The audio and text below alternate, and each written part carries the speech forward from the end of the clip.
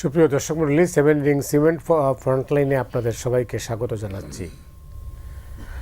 মাহমুদুর রহমান মান্না রয়েছেন আমাদের সঙ্গে আজকে, নাগরিক ঐক্যের সভাপতি। মাহমুদুর রহমান মান্না, আপনাকে স্বাগত। এরপরে আছেন মোশাররফ আহমেদ ঠাকুর, শিক্ষক এবং গবেষক।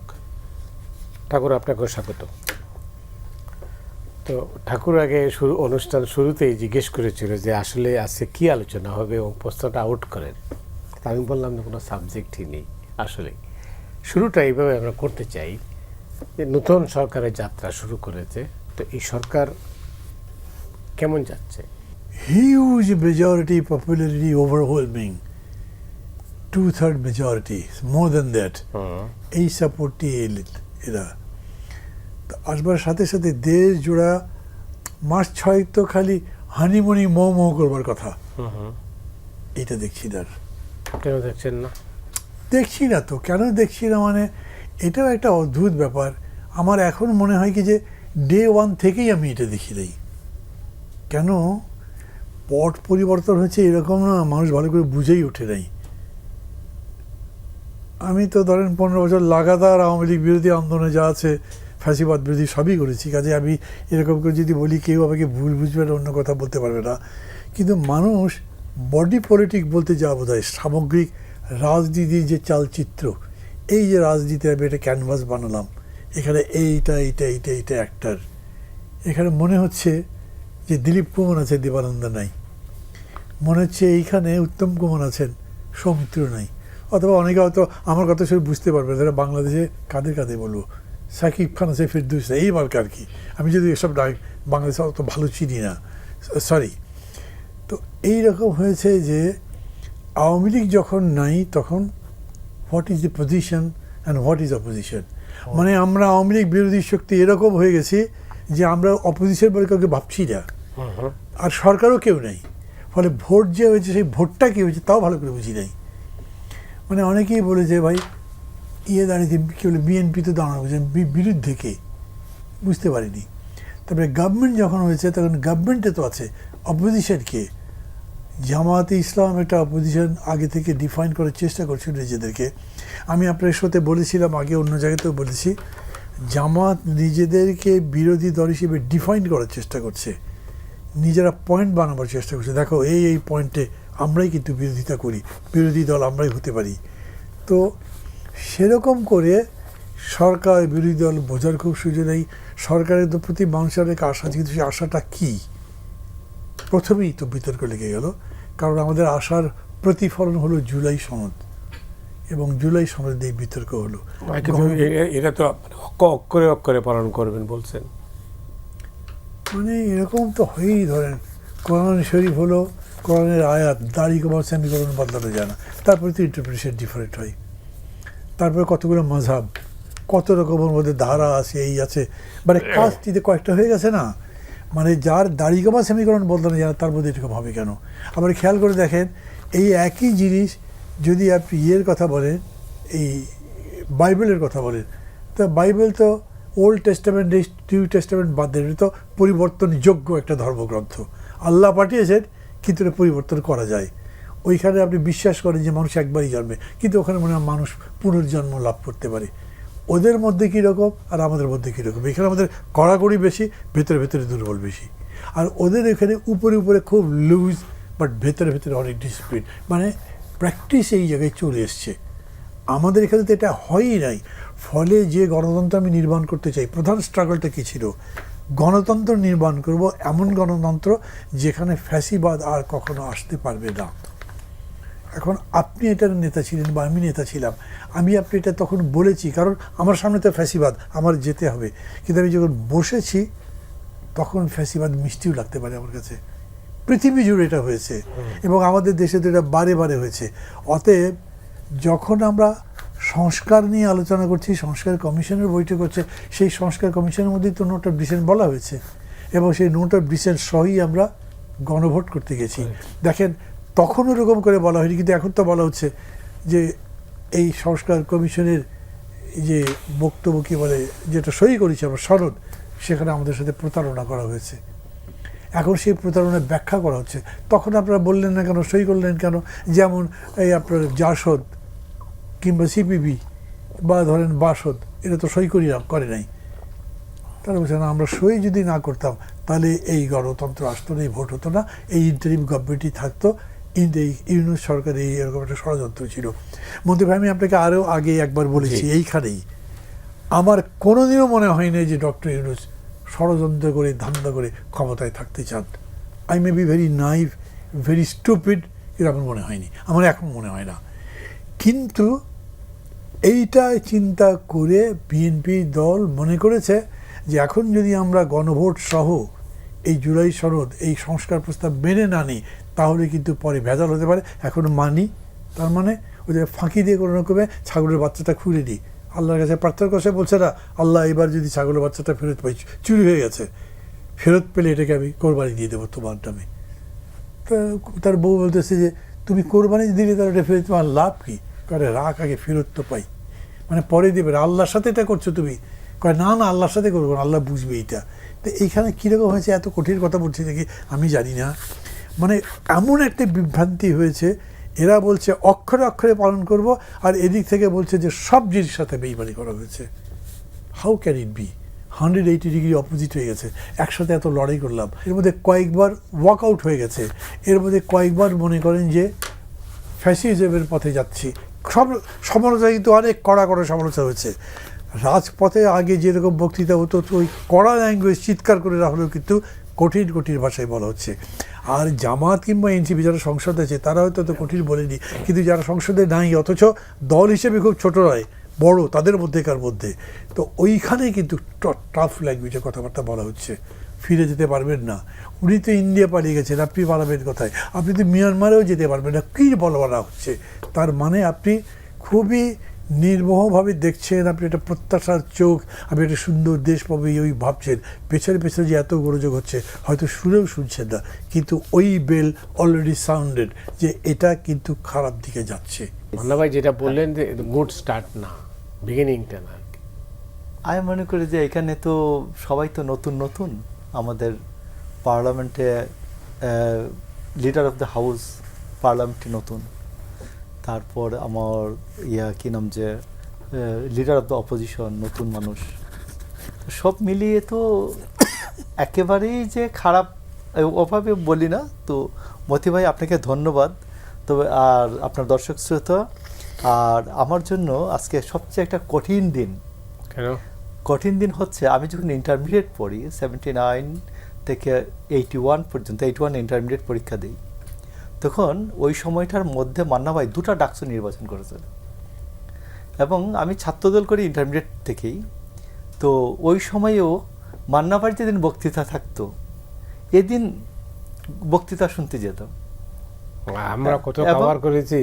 এবং মান্না ভাইয়ের বক্তৃতা একটা বক্তৃতা হচ্ছে 81 এইরকম, যে 10 লক্ষ টন খাদ্যশস্য ঘাটতি, এর জন্য সারা পৃথিবীতে ভিক্ষার থলি নিয়ে ঘুরে বেড়ায়, বাংলাদেশে এর চেয়ে 3 গুণ ঘাটতি যা আছে তার থেকে 3 গুণ খাদ্যশস্য উৎপাদন করা সম্ভব, সরকার একটু উদ্যোগ নিলেই। তো আমরা এটাকে আবার মান্না ভাইকে রেফার করে বলতাম, মান্না ভাই বলেছেন 3 গুণ, আমাদের রাষ্ট্রপতি জিয়াউর রহমান বলেছেন আসুন আমরা 18 কোটি হাতকে 18 কোটি হাতকে কর্মীর হাতিয়ারে রূপান্তর করি। তো মান্না ভাইকে কোট করতাম ওটা, যে মান্না ভাই বলছেন 3 গুণ করে দেয়, এবং জিয়াউর রহমান বলতেন খাদ্য উৎপাদন দ্বিগুণ করা সম্ভব। তো আমার জন্য আজকে খুব কঠিনতম একটা দিন না, যে মান্না ভাইয়ের বক্তৃতা শোনার জন্য গিয়ে বসে থাকতাম রৌদ্রের মধ্যে, আমি ছায়ায় বসতাম না, কোনো গেলে রৌদ্রে বসতাম, ইচ্ছা করে যে একটু কষ্ট হলে পুরো জিনিসটা আমি গ্রহণ করতে পারবো।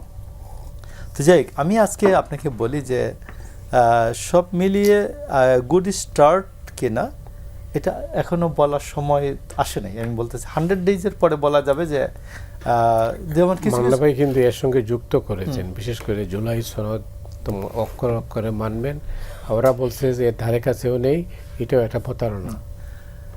জুলাই সনদ যেটুকুন আমরা বৃষ্টিতে ভিজিয়া ছাতি ধরিয়া স্বাক্ষর করিলাম, ওটুকুর বিষয়ে তো বিএনপির ইন্টারনালিও কোথাও নীতিগতভাবে ইন্টারনালিও যে ফুসফাস ঘুষঘাস ফুসফাস এরকমও নাই যে এটা আমরা এড়িয়ে যাব।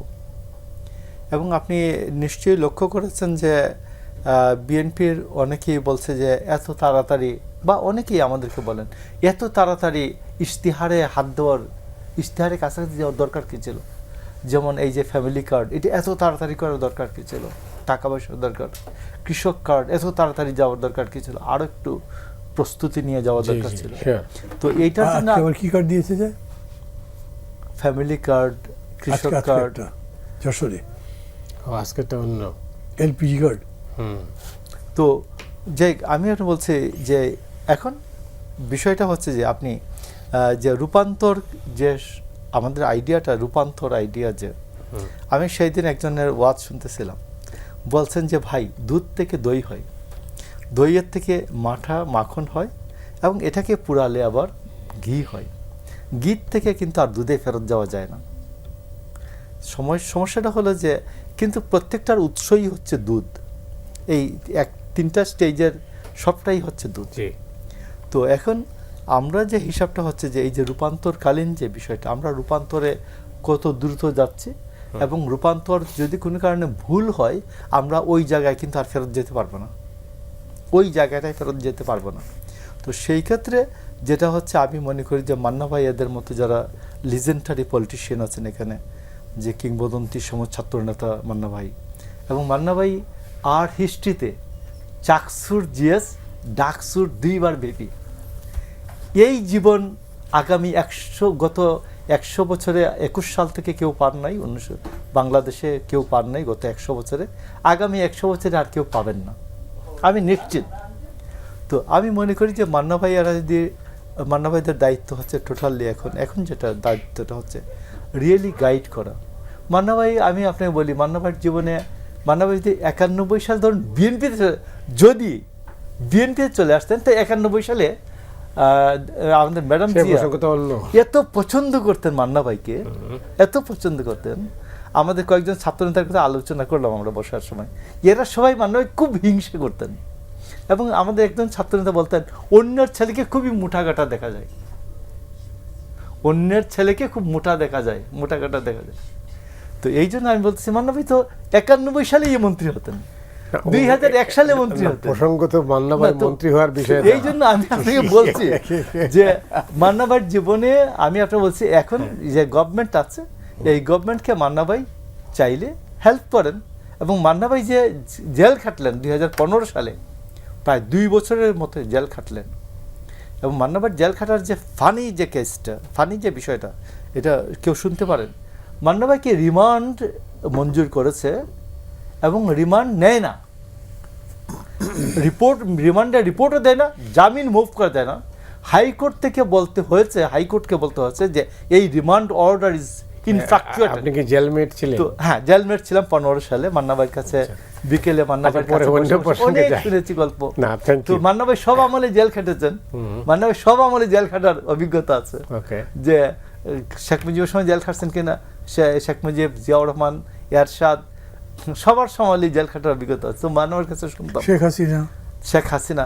তো মান্না ভাই, এই জন্য আমি আপনাকে বলছি যে আপনার যে জীবন একটা অসাধারণ অপূর্ব একটা জীবন, এই জীবনে এই গভর্নমেন্টকে হেল্প করেন, এমপি মন্ত্রী হলেন না।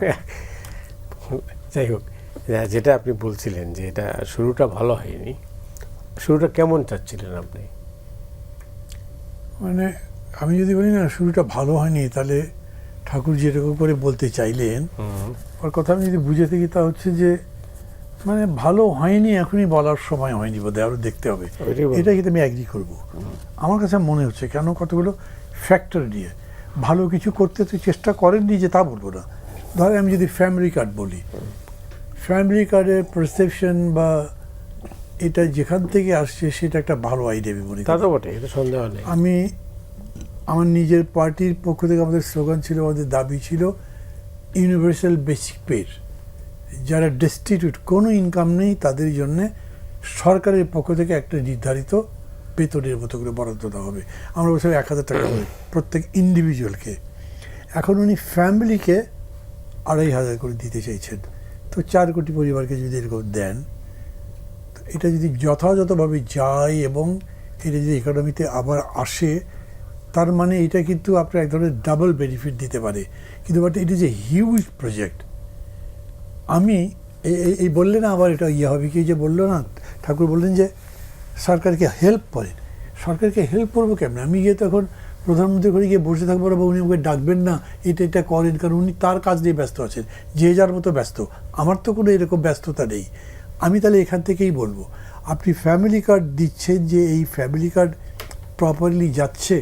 দেখেছেন তো মতি ভাই এটা, জি আমি দেখি। যে এই যে আমি যেটা বলছি, খসরু ভাই যে গেলেন বাইরে IMF এর কাছে 300 কোটি টাকা চাইলেন, তো এই টাকার ব্যাপারে দেওয়ার কমিটমেন্ট দেওয়ার আগে তারা বললো যে কিন্তু তোমরা তো অলরেডি যে ফ্যামিলি কার্ড থেকে এটা দিচ্ছ, এই টাকা তোমরা কোথায় পেলে? কোনো বাজেটারি অ্যালোকেশন নেই, সেটা একটা এক্সপ্লেনেশন দাও। আপনি দিতে পারছেন না, বিকজ কোনো বাজেটারি অ্যালোকেশন তো নাই।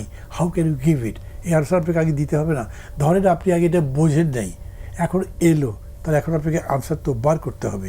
আমি জানি না গভর্নমেন্ট এটা কী করেছে, সেটা তারা বলে নেই। সেকেন্ড হচ্ছে, আপনি যে দেবেন, যে এর মধ্যে যে চুরি হবে না, এর মধ্যে যে আত্মসাৎ হবে না, মধ্যস্বত্বভোগী ঢুকবে না, সেটার গ্যারান্টি কী হতে পারে? আমাদের প্রপোজালটা ছিল যে যদি এটা এরকম করা হয়, একটা ডেটা বেস করা হলো, এতগুলো লোক আছে যারা সত্যি সত্যি কোনো ইনকাম নেই, তো এদেরকে বলা হলো তোমরা এইভাবে একটা বিকাশ অ্যাকাউন্ট করো বা নগদ অ্যাকাউন্ট করো বা এমনি ব্যাঙ্ক অ্যাকাউন্ট করো, আর আমরা এখান থেকে তোমাকে টেলিগ্রাফিক ট্রান্সফার করে দেবো। এটা হেড অফিস এরকম থাকবে, এটা টেলিগ্রাফিক ট্রান্সফার করবে। তো মানুষের তো কিছু হতো না, তো কোনো ডেটা বেসই তো নেই। আমি যখন জিজ্ঞেস করেছিলাম, আমি একটা শো করছি, আপনি তো জানেন, সেই শোতে আমি নজরুল ইসলাম খানকে জিজ্ঞেস করেছি, উনি বললেন না ডেটাবেস তো করেছি। মতে ভাই সত্যি বলি, নজরুল ভাই আমার সিনিয়র, উনি বলেছেন, বলবার পরে আমি বিশ্বাস করেছি। আমি খুঁজে বিষয়টা বুঝে উঠতে পারিনি। একটা হচ্ছে ধরেন যে বিবিএস একটা স্টাডি করেছে, ওইটা একটা জিনিস, আর আপনার এই স্কিমের জন্য আপনি আলাদা করে করছেন so that it really reaches the people, এরকম করে নাই, ফলে এইটা আপনি স্যাটিসফাই করতে পারেননি। আমাদের এত বড় জুলাই অভ্যুত্থানের পেছনে স্পিরিটটা কি? আজকাল আমি যেখানে যাচ্ছি সেই জায়গাতেই বলছি, আপনি মুক্তিযুদ্ধের চেতনা বলেন, 21-এর চেতনা বলেন, 24-এর চেতনা বলেন, সব চেতনার মূল একটা মুক্তির চেতনা। মুক্তি মানে কি? আমি যত ধরনের আপনার ধরেন পশ্চাৎপদতা, কুশিক্ষা, অশিক্ষা, কুসংস্কার, অভাব ইত্যাদি থেকে আটকে আছি, সেখান থেকে মুক্তি চাই। আমি একটা ভালো জীবন চাই, ভালো একটা দেশ চাই, ভালো একটা সমাজ চাই, ভালো আইন চাই, ভালো বিচার চাই, ভালো পুলিশ ব্যবস্থা চাই, ভালো বাজার চাই, ভালো ইকোনমি চাই, সব কিছু চাই। এগুলো সম্ভব? হ্যাঁ সম্ভব। পৃথিবীর বহু দেশে এরকম তো হয়েছে, আমরাও বানাতে পারি। এইটা একদিনে পারবো না, কিন্তু দরকার লাগলে আমি 20 বছরের পরিকল্পনা করবো, 50 বছরে আমি যদি ওই জায়গায় পৌঁছাতে পারি, তবু আমি বলতে পারবো আজকে যে যুবকটা ধরেন এই যে সাইদ মারা গেল, ও 50 বছর তো জীবিত থাকতেই পারতো, তার মানে ওর যে সহপাঠী বন্ধুরা এখন জীবিত আছে, 50 বছরে তারা দেখবে সত্যি সাইদ যার জন্য জীবন দিয়েছে, সেই জীবন দেওয়া সার্থক হয়েছে, সেই দেশ, সেই সমাজ আমি বাড়াতে পেরেছি। ওই রকম করে যদি বলেন, আমি তো সেদিকে যেতেই পারি নাই। এই 2 মাসের মধ্যে একটা ডিসেন্ট লাইফ, একটা ভালো অর্থনীতি গড়বার মতো এমন কোনো পদক্ষেপ আমরা হাত দিতে পারি নাই। এখন যদি আপনি বলেন এই যে ফ্যামিলি কার্ড করছি, কৃষক কার্ড, এই ওই, আচ্ছা এটা দেখতে হবে কি হয়। এইখানেই আমি একটা সংশয় রাখছি, তা হচ্ছে যে আমি ধরেন আবার নিজের থানায় যোগাযোগ করছি, কারা কারা এই কার্ড পেয়েছে, আমি এর মধ্যে কোনো উৎসাহই দেখছি না। আপনার বাড়ি আছে, আপনি দেখেন যে দর্শক শ্রোতা আমাদের অনুষ্ঠান দেখছেন, আমাদের আপনার অনুষ্ঠান দেখছেন, তারা নিজের বাড়িতে খোঁজ দিক যে এই ফ্যামিলি কার্ডের ইম্প্যাক্ট তাদের পড়েছে কিনা তাদের গ্রামের বাড়িতে। এটা তো সারা দেশে হয় নাই তো, পুরো যে জায়গায় হয়েছে সেই জায়গায় তো দেখবে। আমি কোথাও দেখছি না, আমি বলছি কোথাও দেখছি না একটা উচ্ছ্বাসের ভাব, একটা ভালো জিনিস হয়েছে। ওই টিভিতে দুজনকে ডেকে এনে বলিয়ে দিলেন, ওইটাই কিন্তু আমার দেশের পরিবর্তনটা করবে না। অনেক ধন্যবাদ আপনাকে। জি জি, আমার কথাটা হচ্ছে যে মান্না ভাইয়ের সাথে দ্বিমত করার কোনো কারণ নাই। এখানে পাইলট প্রজেক্ট হিসাবে আসছে ফ্যামিলি কার্ড, আর প্রি পাইলট প্রজেক্ট হিসাবে আসছে কৃষক কার্ড, আর হেলথ কার্ডটা এখনও ইন্ট্রোডিউস করা হয়নি। তো সেই ক্ষেত্রে যে পাইলট প্রজেক্টে 37,567, আপনি এইবার যে এনবিআরের যে ইয়েটা আপনি গেছেন কিনা অ্যাপ্লিকেশনটাতে, যে আপনি রেজিস্ট্রেশন করবেন, টিআইএন তো রেজিস্ট্রেশন আছে, দেন আপনি যখন ট্যাক্স দিতে যাবেন তখন আপনার একটা আইডি কার্ড, আপনার একটা ফোন যেটা আপনি নিজস্ব থাম্ব দিয়ে নিয়েছেন, তো সেইখানে এইটার সাথে মিললেই রেজিস্ট্রেশনটা হবে এবং ভেরিফিকেশন আসার পরে আপনি ট্যাক্সের রিটার্ন আপনি করবেন প্রথম, তারপরে এটা সাবমিট করতে হবে। তো এই জন্য আমি একটু বলছি যে এটা পাইলট প্রজেক্ট হিসাবে আপনি দেখেন যে এটা গেলেই প্রায়ই আসে, আপনার সামনে আসে স্ক্রল করলে, যে কিভাবে আপনি ফ্যামিলি কার্ডের রেজিস্ট্রেশনটা করবেন। ফ্যামিলি কার্ডের রেজিস্ট্রেশনের পরে এটা ভেরিফিকেশনে যাবে। ভেরিফিকেশনে যদি দেখা যায় সে রিয়েলি যে ক্রাইটেরিয়াগুলি ফুলফিল করে, তাইলেই তিনি ওইটার অন্তর্ভুক্ত হবেন। আর এখন যেটা পাইলট প্রজেক্ট আছে, পাইলট প্রজেক্টে অনেকে এখান থেকে বাদও পড়তে পারেন। পাইলট প্রজেক্টে তো কিছু ভুল ত্রুটি হয়। তো আমি আপনাকে বলছি যে একেবারে এইটাকে ফ্যামিলি কার্ডের বলছেন যে এটা কোনো উচ্ছ্বাস লক্ষ্য করা যাচ্ছে না। উচ্ছ্বাস লক্ষ্য করা যাচ্ছে না, যে আমি আপনাকে বলছি উচ্ছ্বাস লক্ষ্য করার কতগুলো কারণ আছে। এই যে যদি ওইভাবে করা হয়, এটা পলিটিক্যালি উচ্ছ্বাসের জন্য যে পলিটিক্সটা যেটা দরকার, যেটা আমাদের দেশে যেরকমভাবে হয়, পার্টি যেমন বিএনপি, পার্টির তো এই গভর্নমেন্টের প্রধান শরিক দল হচ্ছে বিএনপি, তো এটা ধরুন পলিটিক্যালি তার তো কোনো ভূমিকা নেই এখানে। তার বেসিক্যালি এই যে ফ্যামিলি কার্ড এবং কৃষক কার্ড যে নিয়ন্ত্রণ করার ক্ষেত্রে বা নিরূপণ করার ক্ষেত্রে এদের কোনো ভূমিকা নাই। এটা খুবই সমাজ কল্যাণ মন্ত্রণালয় এবং তাদের অধিশাখা এরা করবেন।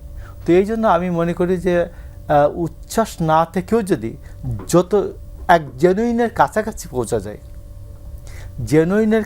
পৌঁছা যায়, আর যদি এটা সঠিক হয় জনগণের জন্য, যেমন ভুল ত্রুটি, যতটুকুন ভুল ত্রুটি এড়ানো যায়, আর এটা যদি রাজনৈতিক কর্মীদের হাতে ছেড়ে দেওয়া যায়, তাহলে উচ্ছ্বাস খুব দেখা যাবে।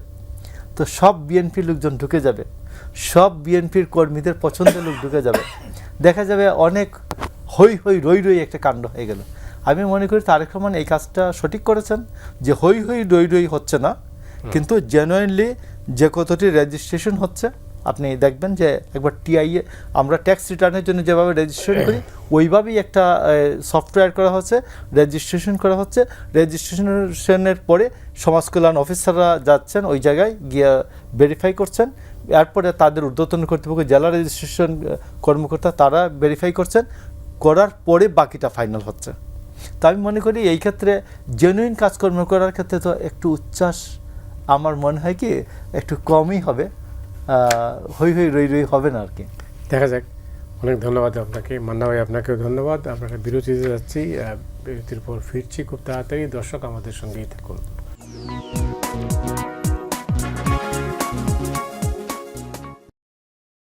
সুপ্রিয় দর্শক মণ্ডলী, আমরা ফিরে এলাম ফ্রন্টলাইনে। আমাদের সঙ্গে রয়েছেন মাহমুদুর রহমান মান্না, মোশাররফ আহমেদ ঠাকুর, দুজনকে আবারও স্বাগত। মান্না ভাই, অন্য প্রসঙ্গে আসি। প্রসঙ্গটা হচ্ছে যে যাওয়ার আগে আমি একটু এই ব্যাপারে একটা এক্সপ্রেশন দিয়ে দিই। জি প্লিজ। মানে ঠাকুরের কথা শুনে আমার মনে হচ্ছে যে উনি ভাবছেন যে আমি বোধহয় খুব নেগেটিভ হয়ে গেছি। তা হচ্ছে না। আমি বলতে চাচ্ছি যে ভালো কিছু প্রজেক্ট তারা নিয়েছেন হাতে, সেটা ভালো হবার জন্য যা যা হওয়া দরকার উনি বললেন না যে সহযোগিতা করা, আমি তো এটাই করতে পারি, তাছাড়া তো আমার কিছু করার নেই। সেটা হলো কিন্তু ক্রিটিসিজম, যে এটা কিন্তু ভুল হচ্ছে, এটা কিন্তু ভুল হচ্ছে, তাছাড়া আমি কী করতে পারি। এইটা যদি আবার মনে করেন যে না এটা তো সৌজিত সমালোচনায় লেগে গেল, না সমালোচনা করতে বলেছেন তো সরকার প্রধান, ওটা তো সবাই বলে, কিন্তু বলবার পরে যদি ভুল হতো তাহলে আমি ওনার মুডে বুঝছি যে উনি আমি এত বলবো এটা ভাবতে পারবো না। আমি চাই যে সরকারটা সফল হোক, কারণ কালকে আমি সরকারে তো যেতে পারবো না, 5 বছর পরে ভোটেও আমি যেতে পারবো এরকম মনে করি না। আমি আমার কথা খোলাখুলি বলছি, যারাই এখন আসে তারা এই এত বড় অভ্যুত্থানের পরে জিনিসগুলো প্রপারলি নিয়ে যাক, তাই আমার খাবার। জি, আপনার প্রশ্ন বলেন। প্রশ্নটা হলো, আপনি জানেন যে অন্তর্বর্তী সরকারের সময়কালে প্রায় শেষ দিকে মার্কিন যুক্তরাষ্ট্রের সঙ্গে একটা চুক্তি স্বাক্ষরিত হয়েছে। এই চুক্তি নিয়ে বিতর্ক হচ্ছে, প্রচুর বিতর্ক হচ্ছে। বিতর্ক হওয়ার কিছু কোনো জিনিসই হয়নি। আচ্ছা, 2 নম্বর হচ্ছে যে বাম দলগুলোর পক্ষ থেকে ঢাকা রাস্তায় আজই মিছিল হয়েছে এবং অনেকেই এটা বলছেন, কিন্তু এরা বলছেন জাতীয় স্বার্থের পরিপন্থী হয়েছে। আপনি কিভাবে দেখেন? আমি ওই চুক্তির পুরো কপিটা নিয়েছিলাম, জি, ওটা অনেক বেশ বড়, আমি অত পড়তে পারি নাই, আর যেটুকু পড়েছি সব আমার মনে নেই, কিন্তু যেগুলো ওখান থেকে এক্সেপ্টস নিয়ে ইম্পর্টেন্ট বিষয়গুলো নিয়ে পত্রপত্রিকা এসছে জি। তার কোনো কিছুই তো আমি আমার ফেভারেবল দেখছি না। প্রথম কথা হচ্ছে যে আমাদের এক্সপোর্ট মেজরিটি ওইখানে, এবং আমাদের সবচাইতে বার্ডিং যে ইন্ডাস্ট্রি এখনও পর্যন্ত আমাদের একটা বলতে পারে যে ব্যাকবোন টাইপের গার্মেন্টস, তার বেশিরভাগ যায় ওইখানে। কাজে ওদের সাথে আমাদের ট্রেড রিলেশন ভালো থাকা উচিত। অতএব বহু ক্ষেত্রে হয়তো আমাদের তাদের স্বার্থ দেখার ব্যাপার আছে, কিন্তু সেটা তো এরকম নয় যে এই যে ধরেন এখন তেলের এত বড় ক্রাইসিস, আমরা তেল আনতে পারছি না, রাশা তেল দেবে, আমাদের অনুমতি চাইতে হলো, শেষ পর্যন্ত মার্কিন গভর্নমেন্ট সেটা অনুমোদন দিয়েছে 2 মাসের জন্য। হ্যাঁ, কিন্তু তারপরেও কিন্তু আমি আরেকটা জিনিস ক্লিয়ার নই, এটা ট্রানজাকশন কি ডলারে না রুবলে বা কিসে হবে তা কিন্তু আমি বুঝতে পারি নাই। যদি বলে ডলারে হবে, রাশিয়ানরা যদি না মানে, তার মানে কতগুলো দেখেন ব্যারিয়ার আছে যে আমি এটা করতে পারবো কি পারবো না। Yeah. ঠিক এরকম করে ওদের পছন্দের কোনো দেশ, ওদের অপছন্দের কোনো দেশের সাথে আপনার ভালো সম্পর্কও তারা অ্যালাউ করতে চাচ্ছে না। এইরকম যেটা দেখলাম আমি, যে ট্রেডের এই জায়গাগুলোতে আমার ফ্যাসিলিটি জায়গা খুবই কম। এখন বিজনেস পিপল কারোর সাথে কথা বলেছি, তারা বলছেন যে না, দেখতে হবে আমি কত ভলিউম আসলে তাদেরকে এক্সপোর্ট করি, তার বেনিফিট কতখানি, আর তারা এখন যে রেস্ট্রিকশন দিয়েছে, তা না হলে গড়ে যে ট্যারিফটা দিয়ে দিয়েছিল ওইটাই যদি ওয়ার্ক করতো তাহলে তো আমরা টিকতেই পারতাম না। আমরা কিছু অ্যাডভান্টেজের জায়গাতে যেতেই হবে। এটা একটু ক্রিটিক্যাল রিলেশন, ওই জায়গাতে আমি কথা বলতে চাই না, কিন্তু সাধারণভাবে আমার জন্য যে স্কোপ সেটা ওপেন থাকা উচিত ছিল সেটা এইখানে নাই। এবং একভাবে বলতে পারেন যে আমার মানে বাণিজ্যের স্বাধীনতা এটা একদম ক্ষুণ্ণ হয়েছে, খর্ব হয়েছে। অনেক ধন্যবাদ ঠাকুর। না, এখানে যে 9 ফেব্রুয়ারি যে চুক্তিটা হলো ইউএসের সাথে, এই চুক্তিটা তো ডক্টর ইউনূসের কাছ থেকে কিছুতেই আশা করা যায় না। এবং এর 3 দিন পরে মাত্র একটা নির্বাচন হচ্ছে, মাত্র 3 দিন পর। এবং আপনি দেখবেন যে শেখ মুজিবের সময়ে এইরকম এর চেয়ে আর কঠিন পরিস্থিতিতে ইন্ডিয়ার সাথে যে এই ট্রেড অ্যান্ড রিলেশন, এইটা নিয়ে আপনি তো কূটনৈতিক রিপোর্টার ছিলেন, যে ইরফানুল বারী একটা লেখা আছে যে শেখ মুজিব মৌলানা ভাসানীর কাছে চলে গিয়েছিলেন সন্তোষে, এবং এর পরের দিন মৌলানা ভাসানী একটা পল্টনে জনসভা করে শেখ মুজিব বলছিলেন যে এই বাণিজ্য চুক্তি এবং এই পররাষ্ট্র বিষয়ক চুক্তি যদি করা হয় সারা দেশে আগুন জ্বালায় দেব। এবং শেখ মুজিব ওই সময়ে 2 জন মন্ত্রী পাল্টায় দেন, আব্দুস সামাদ আজাদকে পররাষ্ট্র থেকে ডক্টর কামালকে দেন, এবং বাণিজ্য খন্দকার মুশতাককে দেন। তো এবং তিনি পরিস্থিতিটা সামাল দেন ইন্ডিয়ার সাথে, বলেন যে না, ক্যালকাটা হুগলি নদীর তীর থেকে আমরা বাণিজ্য করব না, এখন না, মৌলানা ভাসানী আছে এই অবস্থায়, এই হচ্ছে, আমরা সময় দেবো আমাদেরকে। তো খুব ইজি পারতেন যে আমার ইলেকশন সামনে, আমি ইলেকশনটা করে নেই, তারপর নতুন গভর্নমেন্ট আসুক, ওরা তোমাদের সাথে করবে, বাণিজ্য চুক্তি করবে, আমি হেল্প করব। তো এই জন্য আমি আপনাকে বলছি যে ডক্টর ইউনূস এটা আমাদের উপর একটা গোলামের জিঞ্জির পরাই দেন নাই, দাসত্বের শিকল পরাই দেন নাই, শুধু তিনি একেবারে আমাদের মাথার উপর একটা গোলামি এবং দাসত্বের পাহাড় চাপিয়ে দিয়েছেন। এটা হচ্ছে আমার প্রথম বক্তব্য। এখন এইটার থেকে মুক্তির উপায় কি? এটার থেকে মুক্তির উপায় কি? আমি একজন স্বাধীন মানুষ হিসাবে আমি মনে করি সমগ্র জাতি এই ক্ষেত্রে ঐক্যবদ্ধ হওয়া উচিত, টোটাল নেশন একেবারে ঐক্যবদ্ধ হওয়া উচিত, যেটা ফিডেল ক্যাস্ট্রো যেভাবে দেশ চালিয়েছেন ওই ক্ষেত্রে, যে ইয়াস, আমেরিকার সাথে সোজা চোখে চোখ রেখে আলোচনা করতে হবে যে আমার বাংলাদেশের মানুষ এই জিনিসগুলো মানে না ভাই। এই যে ইমিডিয়েট প্লেনের অর্ডার করতে হবে, এরোপ্লেন কেনার অর্ডার করতে হবে, এইগুলাকে আমি মনে করি তারেক রহমান শেখ হাসিনা একটা বাঘের পিঠে শোয়ার হয়েছিলেন, যে তিনি ক্ষমতা ছাড়তে পারবেন না। অবস্থাটা তার এইটা তার একটা বিপদ হয়েছিল। আমি তো এই অবস্থায় নাই, আমি জনগণের ভোটে আসছি, জনগণ না চাইলে চলে যাব, একবারে স্পষ্ট। জনগণ যতক্ষণ চাইবে ততক্ষণ ক্ষমতায় থাকবো, যতক্ষণ চাইবে না আমি ক্ষমতায় থাকবো না। দেশ চলবে না, যেভাবে চলবে। তো সেই জন্য আমি মনে করি যে এইটা কোনো অবস্থাতেই মানা উচিত না, 1 নম্বর। 2 নম্বর হচ্ছে দেশে একটা অর্থনীতি, মান্নাভাইয়ের সাথে আবার একমত আমি, যে দেশে যখন একটা অর্থনীতিতে বেকারত্ব থাকে, মূল্যস্ফীতি থাকে, মুদ্রাস্ফীতি থাকে। মান্নাভাই ইকোনমিক্সের ছাত্র, মান্নাভাই চট্টগ্রামের বিশ্ববিদ্যালয়ের, মান্নাভাই উনি টিচার ছিলেন কিনা, ডক্টর মইনুল ইসলাম মনে আছে কিনা, ডক্টর মইনুল ইসলাম হাসিনার শেষের দিকে বললেন যে আপনি কিসের উন্নয়ন করছেন যেখানে বেকারত্ব আছে, মুদ্রাস্ফীতি আছে, মূল্যস্ফীতি আছে। তো সেই তিনটাই তো আছে এখন, তিনটা তো একটুও থামে নাই। তো মুদ্রাস্ফীতি, মূল্যস্ফীতি, বেকারত্বের ঘোড়া থামে নাই।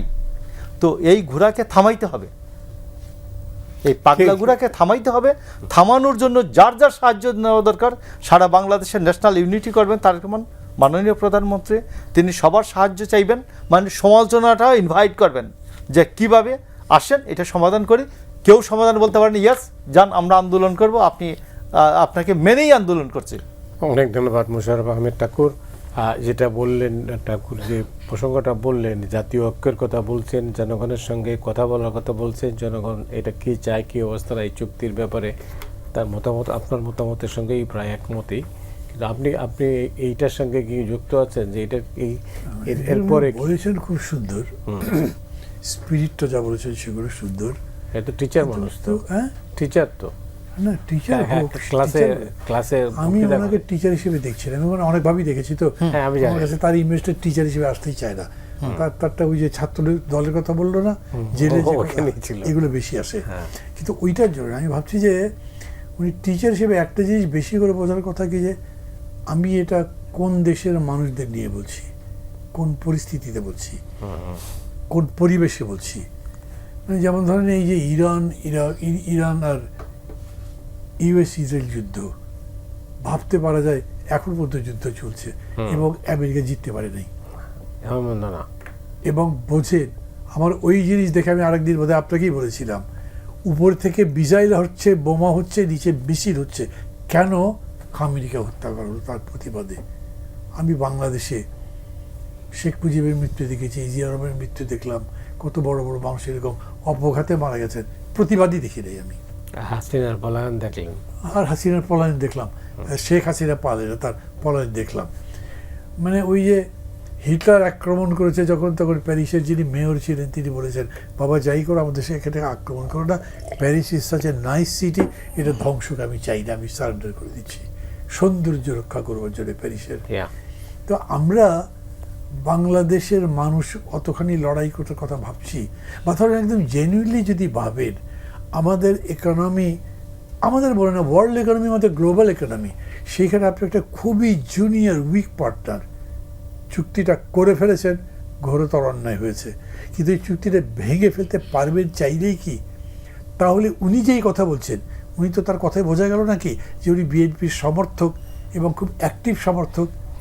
তো তার গভর্নমেন্ট রাশা তেল দিবে কি না, তার তেল নেওয়া যাবে কি না, আমেরিকার কাছে চিঠি পাঠিয়ে যে আমাদের পারমিশন দাও, তো চিঠি পাঠিয়েছে কেন? পাঠাতে হয়েছে।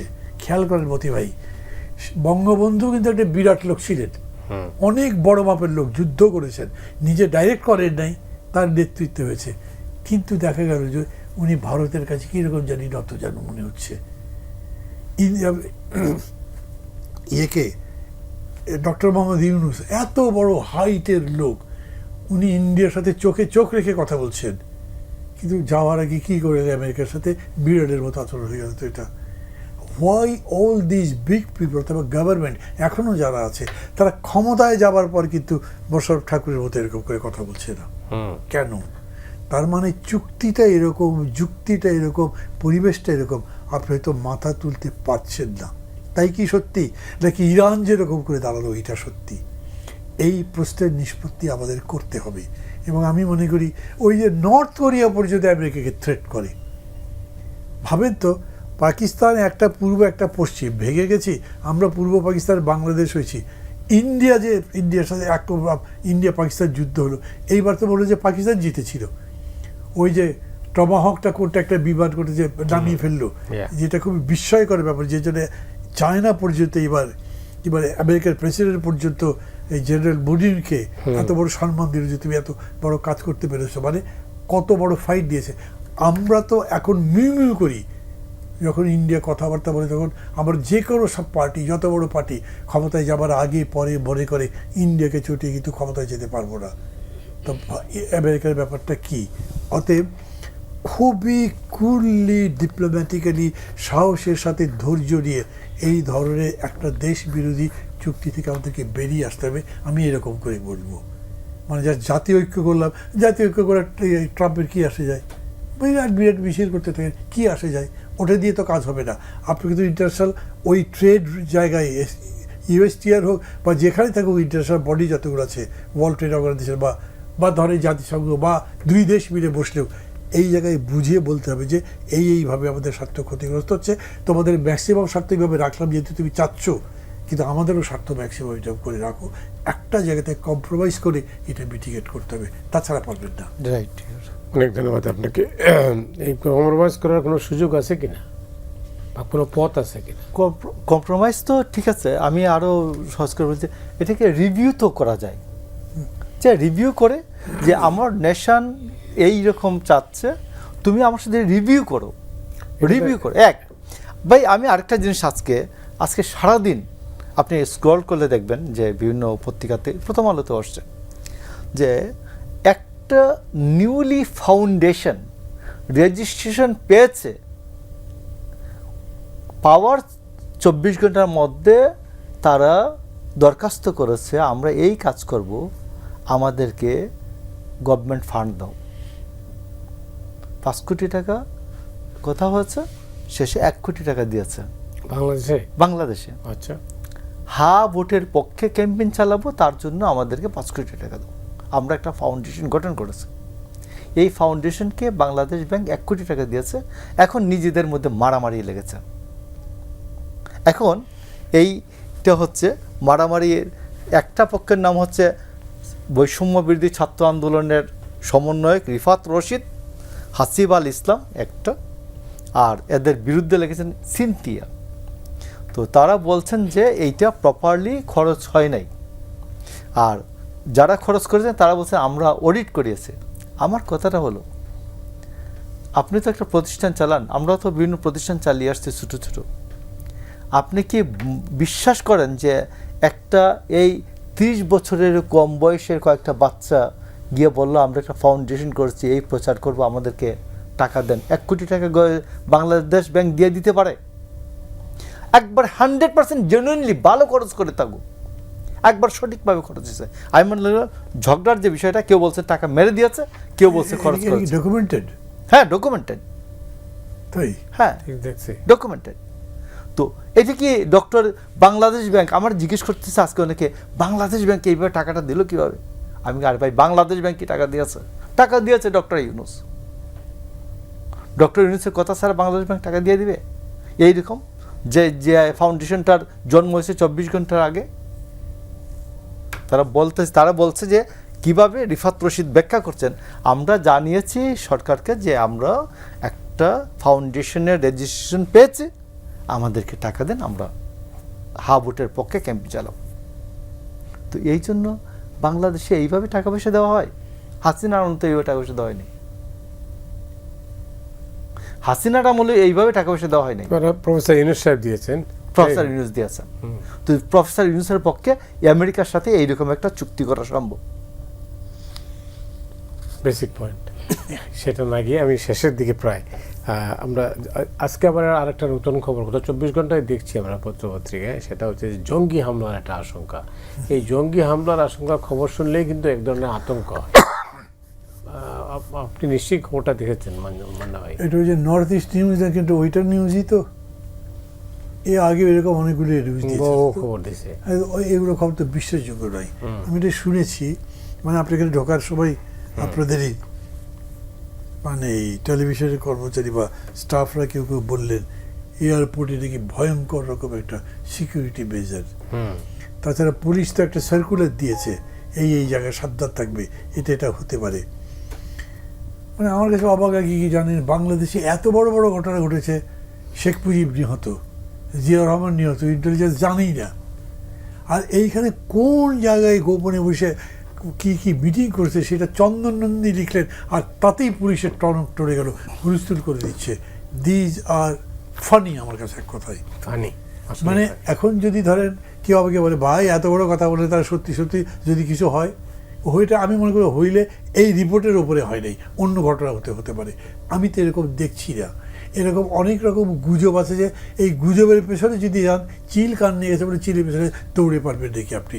তবে আমি বলবো বাংলাদেশ পুলিশকে অথবা আমাদের যতগুলো ইন্টেলিজেন্স এজেন্সি আছে, তোমরা তোমাদের রিপোর্ট দাও, ওরা কী দিয়েছে তাই জন্য সার্কুলার দিয়ে অর্ডার দেওয়ার বদলে বলো যে আমাদের এই ফাইন্ডিং, এই কারণে এইভাবে আমাদেরকে সিকিউরিটি মেজার দিতে হবে। আমি সেটা এগ্রি করতে পারি। অনেক ধন্যবাদ আপনাকে। শেষ আমি মনে করি ক্লোজিং রিমার্কসটা হচ্ছে যে বাংলাদেশে ইন্টেলিজেন্স ফেলিউরের কারণে অনেকগুলো দুর্ঘটনা, শেখ মুজিব হত্যাকাণ্ড ইন্টেলিজেন্স ফেলিউর, জিয়াউর রহমান হত্যাকাণ্ড ইন্টেলিজেন্স ফেলিউর। তো আমি মনে করি যে ইন্টেলিজেন্স এটাকে আবার ঢেলে সাজানো দরকার। শেখ হাসিনা এইভাবে ক্ষমতাচ্যুত হতে যাচ্ছে, এটা ইন্টেলিজেন্স ফেলিউর, অবশ্যই ফেলিউর, ইন্টেলিজেন্স ফেলিউর। কারণ শেখ হাসিনা জানলে যদি উনি 25 তারিখে 26 তারিখেও রাজনৈতিক দলগুলিকে ডেকে বলতেন আপনার সবাই আসে বসুন, 7ই জানুয়ারি নির্বাচন এটা ত্রুটিপূর্ণ, আমি স্বীকার করলাম, আমি ক্ষমতা থেকে যেতে চাই, find out the way to transformation of power. Thakur অনেক ধন্যবাদ আপনাকে। মান্না ভাই আপনাকেও ধন্যবাদ। দর্শক আজ এ পর্যন্তই, আপনারা সবাই ভালো থাকুন।